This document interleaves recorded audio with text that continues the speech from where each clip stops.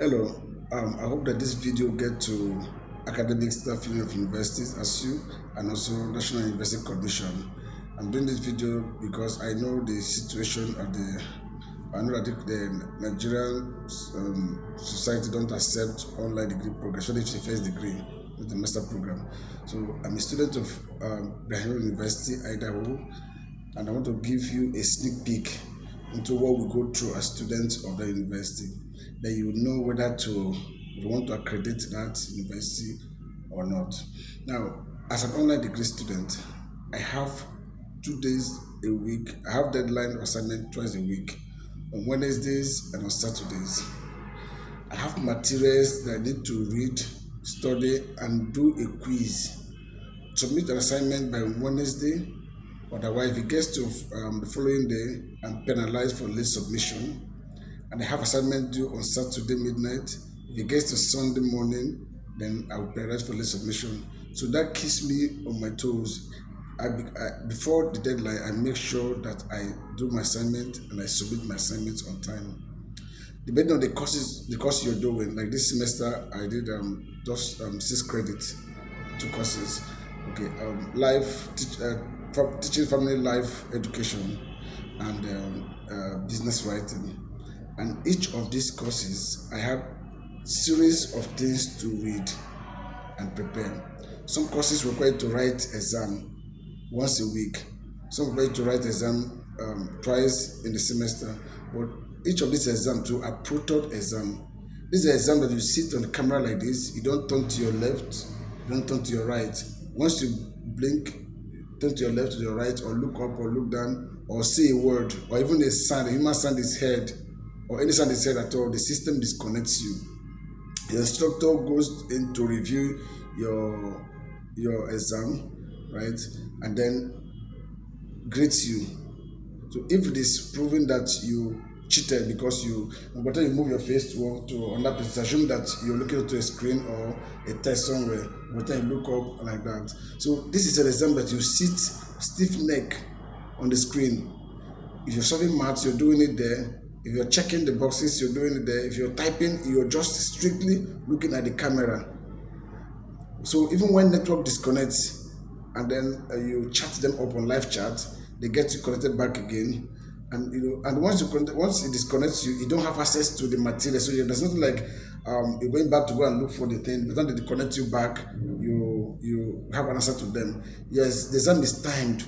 So if it is 2 hours, there's 2 hours. So by the time it gets you disconnected, you need to go back and chat to them to bring you back. So if you want to read because you saw a question they couldn't answer, want to go back and read, and by the time you're reading and come back, your time is already reading.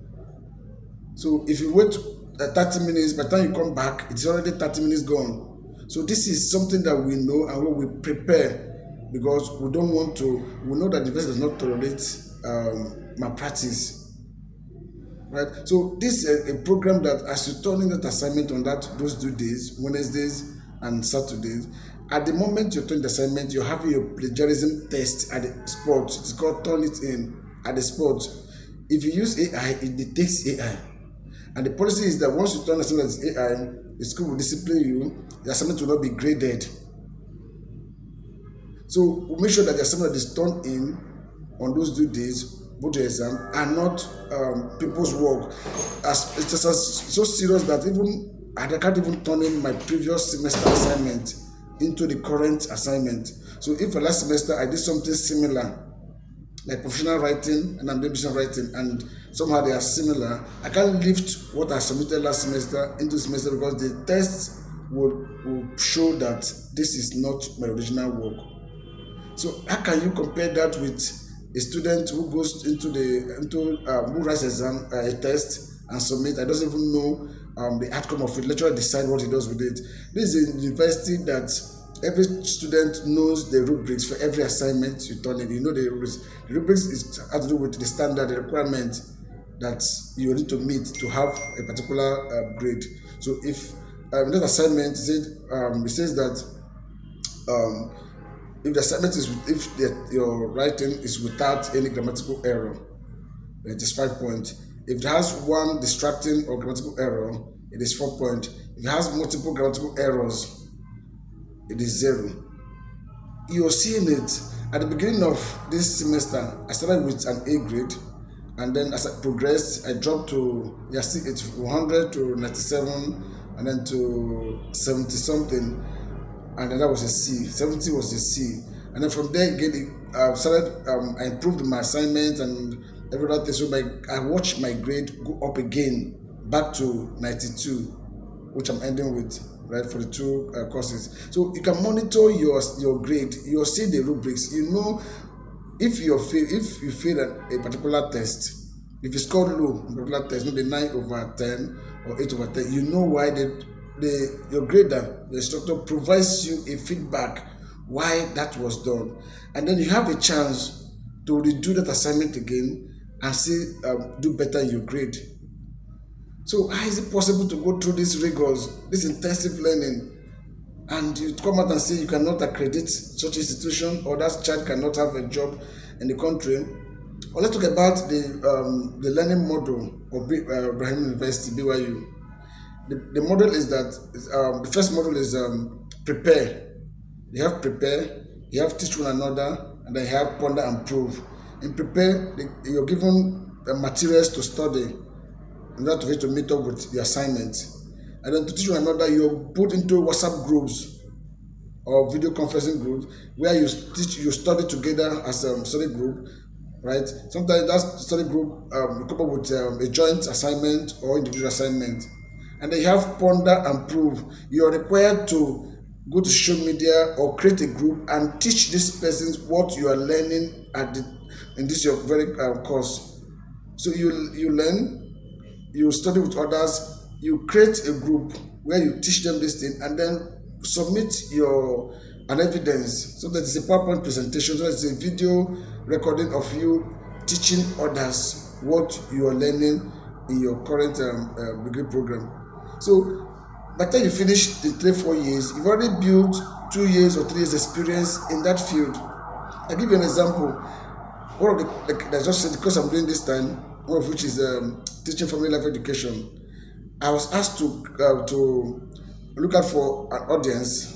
Okay, so I chose a young single adult who live in Port Harcourt, and prepared a lesson plan to teach them based on their needs.